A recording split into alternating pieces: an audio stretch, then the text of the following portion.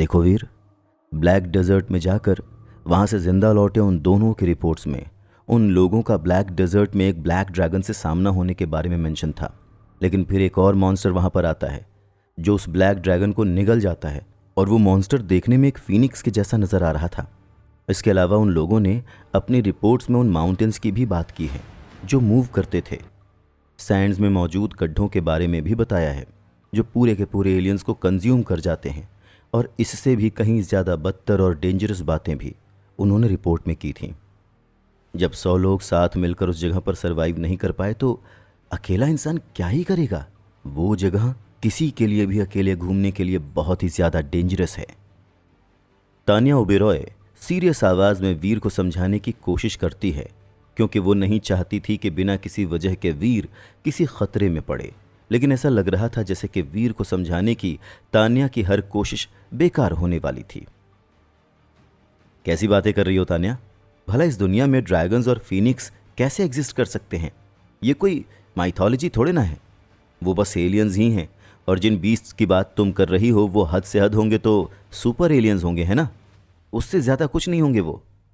और ऐसा तो है नहीं कि आज से पहले मैंने किसी सुपर एलियन को जान से मारा ही नहीं है। तानिया ओबेरॉय की बात सुनकर वीर एक बार फिर से अपने चेहरे पर स्माइल के साथ उससे कहता है। इससे साफ जाहिर था कि तानिया के कहने पर वो अपने उस सफ़र को रोकने वाला नहीं था।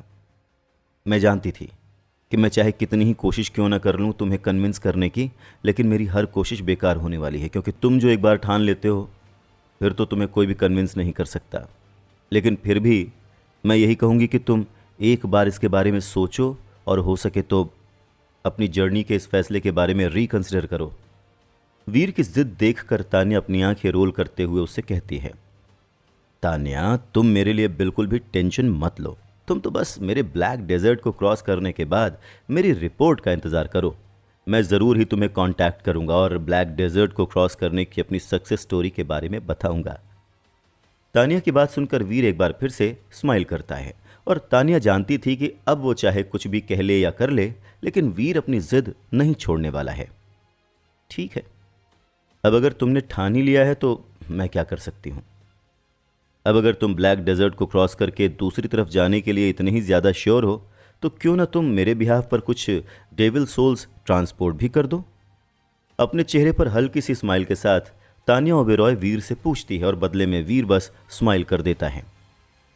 अपनी जर्नी की सारी तैयारी पूरी करने के बाद मोराग ग्रह पर आकर वीर अपने साथ सिल्वर फॉक्स को लेता है और गॉडेस शेल्टर से निकल जाता है। गॉडेस शेल्टर से निकलकर वो सीधा डेविल्स माउंटेन के डायरेक्शन में ट्रैवल करता है और डिसाइड करता है कि डेविल्स माउंटेन पहुंचने के बाद वो टर्न लेकर ब्लैक डेजर्ट की तरफ बढ़ने लग जाएगा। लेकिन जैसे ही वीर उस रास्ते पर पहुंचता है जो कि डेविल्स माउंटेन की तरफ लीड कर रहा था, अचानक से ही उसकी आईब्रोज सिकुड़ जाती हैं। पता नहीं क्यों, लेकिन अगले ही पल उसे ऐसा महसूस होना शुरू हो जाता है कि वो सेफ नहीं है। अजीब बात है, मैं तो उस रास्ते से आज से पहले कई बार गुजरा हूं, लेकिन आज से पहले तो मुझे ऐसा कुछ भी फील नहीं हुआ। यहाँ पर किसी भी तरह का कोई खतरा नहीं होना चाहिए, और मैं कोई जीतेश खन्ना तो हूँ नहीं जो कि इतना ज़्यादा अनलकी हो कि खतरा खुद मेरी तरफ अट्रैक्ट होकर आ जाए। फिर मुझे ये अजीब सी फीलिंग क्यों आ रही है? शायद मैं कुछ ज़्यादा ही सोच रहा हूँ। सब कुछ ठीक है और इस जगह पर किसी भी तरह का कोई खतरा नहीं है। खुद को काम करने के लिए वीर एक गहरी सांस लेता है और मन ही मन सोचता है। लेकिन ये सोचने के बाद भी वीर अपना प्रोफेसर मंत्रा ओपन करता है और किसी भी तरह की लाइफ फोर्सेस को डिस्कवर करने के लिए अपने आसपास के एनवायरनमेंट को स्कैन करता है। वीर ये देखना चाहता था कि उसके आसपास कहीं कोई पावरफुल एलियंस मौजूद हैं या नहीं। लेकिन फिर अगले ही पल वीर के चेहरे के एक्सप्रेशंस पूरी तरह से बदल जाते हैं, और उसकी वजह यह थी कि वीर को एक नहीं बल्कि बहुत से पावरफुल एलियंस की प्रेजेंस उस जगह पर महसूस होती है। लेकिन अजीब बात यह थी कि वीर इन एलियंस की फोर्सेस को तो सेंस कर सकता था, लेकिन वो चाहकर भी ये नहीं बता पा रहा था कि वो एलियंस आखिर हैं क्या। खैर, फिर भी वीर के लिए इस तरह की लाइफ फोर्सेस को सेंस करना ही काफ़ी था, ऑलमोस्ट पैनिक होने के लिए। उसकी वजह यह थी कि जो एनर्जीज वीर ने सेंस की थीं वो सेक्रेड ब्लड एलियंस से ज़्यादा थीं, लेकिन सुपर एलियंस की एनर्जी से कम थीं। और जैसे ही वीर को इस बात का एहसास होता है वो और भी ज़्यादा सरप्राइज हो जाता है, क्योंकि आज से पहले कभी भी वीर ने ऐसा कुछ सेंस नहीं किया था। हर एक एनर्जी लाइफ फोर्सेस अलग अलग थीं, लेकिन जब वीर ने और भी ज़्यादा गहराई से इसमें देखा था तो सभी फोर्सेस उसे अपनी खुद की स्ट्रेंथ के आसपास ही नजर आ रही थीं। वो जो कुछ भी था जो वीर का इंतज़ार कर रहा था, उन सभी की फिटनेस लेवल कम से कम 200 पर थी। लेकिन ये एक बहुत ही अजीब नंबर था।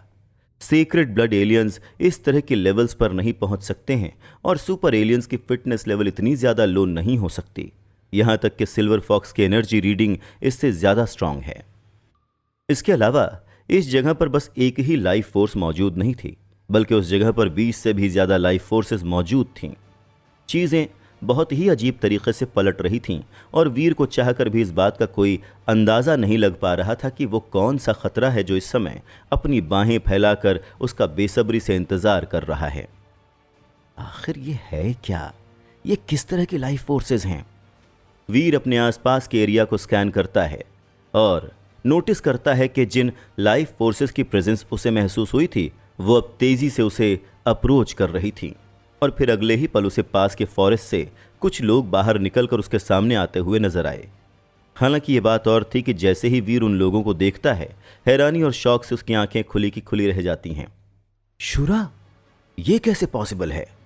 अपनी आंखों के सामने मौजूद लोगों को देखकर वीर शौक के मारे चिल्लाए बिना रह नहीं पाता है। वीर देखता है कि उसकी आंखों के सामने मौजूद हर एक इंसान के सर पर एक सींग मौजूद है और ये मेल शुरा का साइन था। लेकिन शुरा तो इस जगह पर एग्जिस्ट कर ही नहीं सकते क्योंकि वो डेविल सोल्स का इस्तेमाल नहीं कर सकते हैं। कंफ्यूज होता हुआ वीर मन ही मन सोचता है। लेकिन जितना यह सच था कि शुराज इस दुनिया में एग्जिस्ट नहीं कर सकते, उतना ही बड़ा एक सच ये भी था कि वीर इस समय उन सभी लोगों को डेविल्स सोल आर्मर पहने और हाथ में डेविल सोल हथियार पकड़े साफ साफ देख पा रहा था। ये सब क्या है? यहां पर आखिर चल क्या रहा है? ये शुराज यहां पर कर क्या रहे हैं और वो भी शेल्टर में? कहीं ऐसा तो नहीं कि शुराज ने इस बात का पता लगा लिया है कि इस दुनिया में किस तरह से सरवाइव किया जाता है? वीर इस समय बुरी तरह से शॉक्ड था। अगर जो कुछ भी वो देख पा रहा था वो वाकई में सच था तो फिर एक बात के लिए वो पूरी तरह से श्योर था कि इंसानों पर एक बहुत ही बड़ा खतरा आने वाला है। लेकिन फिर अगले ही पल वीर को एहसास होता है कि कहीं पर कुछ गड़बड़ है और उसकी वजह यह थी कि भले ही शुराज की तरह उन सभी के सर पर सींग थे, लेकिन उन सींगों का रंग नॉर्मल शुराज से काफी ज्यादा अलग था। वीर यह बात बहुत ही अच्छी तरीके से जानता था कि शुराज की सींग ब्लैक, वाइट, गोल्ड और पर्पल होती है। किसी भी नॉर्मल शुरा की सींग लाल रंग की नहीं होती। और इस समय वीर के सामने जितने भी शुराज या यूं कहें कि शुरा जैसे दिखने वाले लोग खड़े हुए थे, सभी के सर पर लाल रंग की सींग मौजूद थी, बिल्कुल ब्लड की तरह सुर्ख लाल। लेकिन इसके बावजूद वीर जो सींग उनके सर पर ऑब्जर्व कर रहा था, उन्हें देखकर वो एक चीज के लिए श्योर हो गया था कि वो सींग केवल उनके सर पर सजावट के लिए नहीं है और न ही वो किसी तरह की अजीब एसेसरी या एपरेटस है, बल्कि वो ब्लड जैसी लाल सींग सीधा उनके स्कल्स के बोन से निकली हुई है, बिल्कुल वैसे ही जैसे एक नॉर्मल शुरा के निकली होती है। अगर ये सब वाकई में शुराज ना होकर इंसान ही हैं तो एक बात तो तय है कि इन्होंने ज़रूर ही सुपर जीन पॉइंट्स को कंज्यूम कर लिया है। नहीं तो अगर ऐसा नहीं होता तो उनकी एनर्जी इतनी ज़्यादा स्ट्रांग नहीं होती जितनी कि वो इस समय है। ये लोग तो नॉर्मल ह्यूमन से भी कहीं ज़्यादा स्ट्रांग हैं। उन लोगों को ऑब्जर्व करता हुआ वीर मन ही मन सोचता और फिर अचानक से ही एक ब्लड हॉर्न शुरा अपने डेविल सोल बो में से एक एरो छोड़ता है जो कि खतरनाक पावर के साथ उड़ता हुआ सीधा वीर की तरफ जाने लगता है। हवा को दो टुकड़ों में काटता हुआ वो एरो पलक झपकते ही वीर के पास पहुंच गया था और फिर डॉं, वीर की होली एंजल अपने बैटल मोड में आकर वीर के सामने खड़ी हो जाती है और उस डेविल सोल एरो को दो टुकड़ों में कर देती है। लेकिन ये देखकर वीर सेटिस्फाइड या खुश नहीं हुआ था, बल्कि वो और भी ज्यादा उदास और टेंशन में आ गया था। उसकी वजह यह थी कि उस एरो की पावर ऑलमोस्ट उतनी ही ज्यादा स्ट्रांग थी जितनी वीर खुद अपने लिए अचीव कर सकता था। कौन हो तुम लोग और यहां पर क्या कर रहे हो? वीर तेज आवाज में उन सब से पूछता है। वीर ये जानने के लिए बहुत बेताब था कि वो सब के सब शुराज हैं या नहीं। हम वो हैं जो यहां पर तुम्हें जान से मारने के लिए आए हैं। जिस इंसान या फिर शुरा ने वीर की तरफ तीर फायर किया था वो अपनी आवाज में बेरहमी के साथ उसके सवाल का जवाब देता है। उसके बाद वो अपने हाथ से इशारा करता है और उसके इशारा करते ही वो और उसके 22 ब्लड हॉर्न साथी वीर पर अटैक करने के लिए तेजी से उसकी तरफ बढ़ने लगते हैं।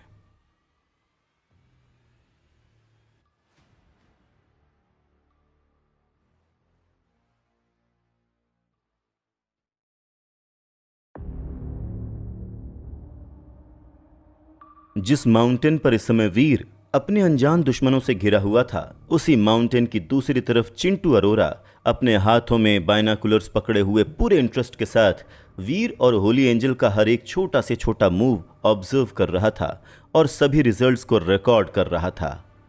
First stage, angel gene fluid versus एक सुपर पेट। चलो देखते हैं कि क्या होता है। चिंटू अरोरा इस समय बहुत ही ज़्यादा एक्साइटेड नज़र आ रहा था और वो ये पता करने के लिए बहुत ही ज़्यादा बेताब था कि अब आगे क्या होने वाला है। लेकिन फिर चिंटू अरोरा ये भी जानता था कि वो सभी इवॉल्वर्स 100 से ऊपर की फिटनेस लेवल और एंजल जीन फ्लूइड को कंज्यूम करने के बाद भी उनमें अभी भी वो स्ट्रेंथ नहीं है जिससे कि वो एक सुपर एलियन को हरा सकें। आफ्टर ऑल उन सभी का प्राइमरी टारगेट वीर था। पर फिर चिंटू अरोरा को इस बात की भी उम्मीद थी कि चाहे वो सुपर पेट कितना ही ज़्यादा स्ट्रांग क्यों ना हो, लेकिन वो है तो बस एक ही। अकेला सुपर पेट वीर को प्रोटेक्ट नहीं कर पाएगा जब वो हर तरफ से इस तरह से घिरा हुआ होगा। लेकिन ये बहुत ही दुख की बात है कि वीर रहेजा का काम हमेशा हमेशा के लिए तमाम करने के लिए मुझे चेतन अरोरा और उसके लोगों की कुर्बानी देनी पड़ेगी।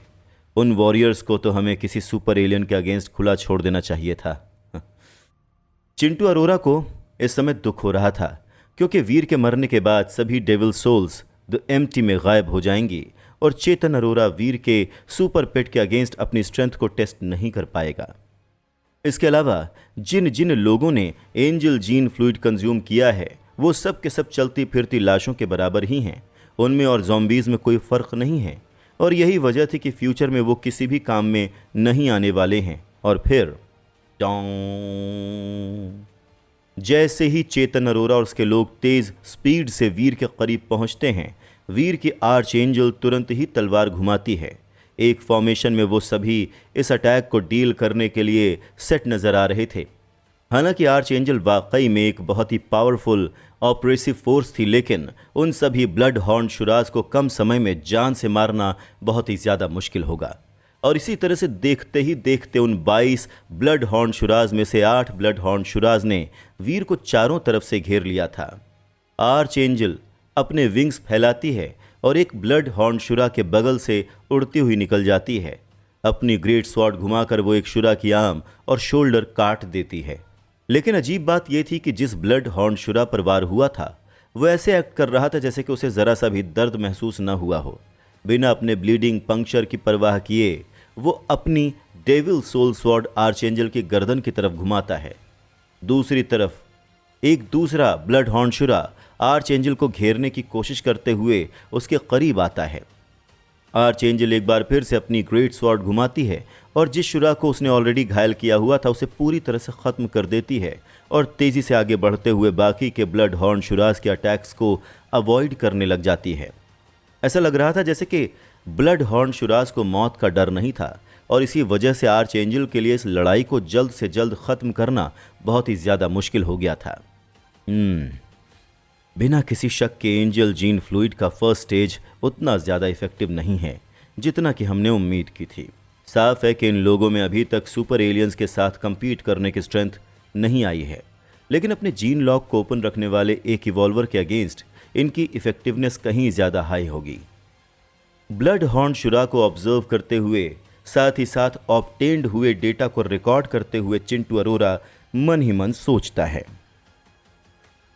हालांकि वो मशीनरी का इस्तेमाल करके कॉम्बटेंट्स की परफॉर्मेंस और बैटल को और भी ज़्यादा एक्यूरेटली लॉग नहीं कर सकता था, लेकिन उसकी आंखें किसी चील की तरह तेज़ थीं और इसीलिए उसके रिकॉर्ड्स रिलायबल से भी ज़्यादा रिलायबल थे। लेकिन नॉन इवॉल्वर्स अपने जीन्स के साथ हुए म्यूटेशन को कोप अप करने में कामयाब नहीं हो पाएंगे। अगर वो ऐसा कर पाते तो एंजल जीन फ्लूइड ह्यूमंस के लिए टाइटन ग्रह के सुपर एलियंस का खात्मा करने के लिए काफ़ी होता। ये सचमुच बहुत ही ज़्यादा दुख की बात है। एक गहरी सांस लेते हुए चिंटू अरोरा मन ही मन सोचता है और फिर वो अपनी नज़र वीर की तरफ घुमा लेता है। हो सकता है कि ये सब अभी एक सुपर एलियन को जान से मारने के लिए केपेबल ना हों, लेकिन मुझे नहीं लगता कि एक ह्यूमन को जान से मारने में इनको किसी भी तरह की प्रॉब्लम होनी चाहिए। चलो अगर एक वक्त के लिए ये मान भी लिया जाए कि ये वीर रहेजा पावरफुल डेविल सोल्स और हाई फिटनेस लेवल के साथ वाला एक टॉप इवॉल्वर भी हुआ, तब भी वो किसी भी कीमत पर इन सब के अगेंस्ट खड़ा नहीं हो सकता है। जिस समय चिंटू अरोरा गहरी सोच में था, वीर अपना क्रॉसबो बुलाता है जो कि देखने में पीकॉक के जैसा लग रहा था। उसके बाद वीर अपने तरकस में से एक बोल्ट निकालता है और उसे अपने क्रॉसबो में लोड कर देता है। ये शुरास को जान से मारने के लिए क्रॉसबो का इस्तेमाल करना चाहता है। बहुत ही भोला है ये, और बेवकूफ़ भी।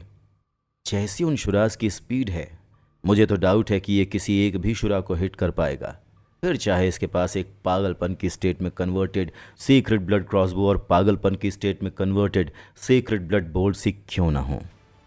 चिंटू अरोरा के चेहरे पर एक बड़ी सी स्माइल आ जाती है, क्योंकि उसे ब्लड हॉर्न शुरा पर पूरा कॉन्फिडेंस था।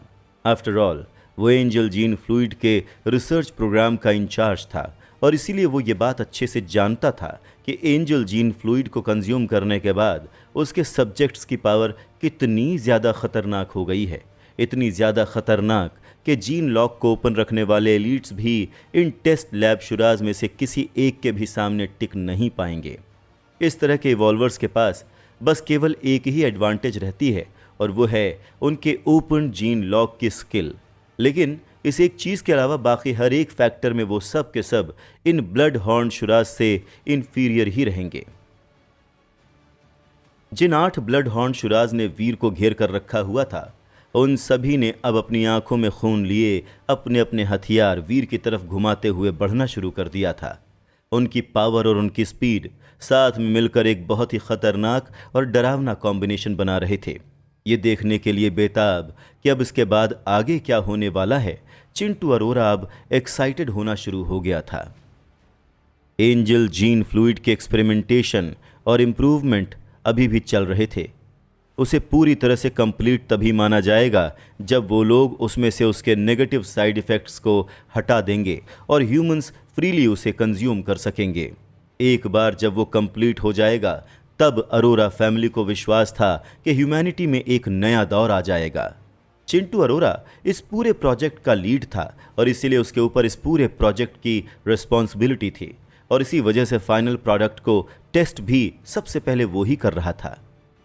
अभी चिंटू अरोरा ये सोच ही रहा था कि किसी भी पल ये ब्लड हॉर्न शुराज अब वीर का काम तमाम करने वाले हैं कि तभी अगले ही पल चिंटू अरोरा ऐसे फ्रीज हो जाता जैसे कि मानो वो पत्थर का बन गया हो। उसकी वजह यह थी कि खतरनाक शुराज के उसे घेरे होने के बावजूद वीर अपना क्रॉसबो उठाता है, जिसमें से बहुत से ब्लैक फ्लैशेस निकलते हैं।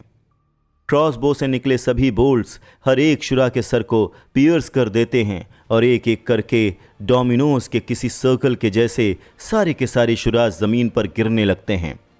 यानी 8 के 8 शुराज पलक झपकते ही मार डाले जाते हैं।